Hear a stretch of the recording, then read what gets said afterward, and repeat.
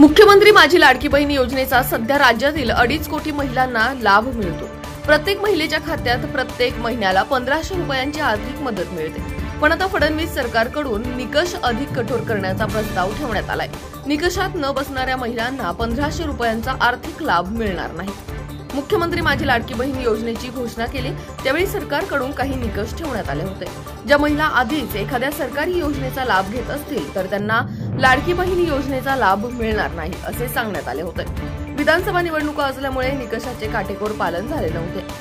त्यामुळे काही महिलांकडून एकाच वेळी 2 योजनांचा लाभ घेतला जात आहे। आता सरकारकडून पुन्हा एकदा पडताळणी करण्यात येणार आहे। मिळालेल्या माहितीनुसार 2 सरकारी योजनांचा लाभ घेणाऱ्या महिलांची संख्या तब्बल 9 लाख इतकी आहे।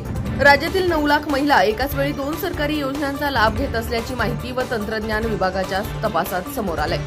नमो शेतकरी योजना आणि लाडकी बहीण योजना या 2 योजनांचा लाभ 9 लाख महिला एकाच वेळी घेत आहेत। या महिलांना आता यापुढे 1500 रुपयांच्या ऐवजी महिन्याला फक्त 500 रुपये लाडकी बहीण योजनेच्या मार्फत मिळतील। म्हणजे वर्षाला 1800 रुपयांच्या ऐवजी फक्त 6000 रुपये मिळणार आहेत।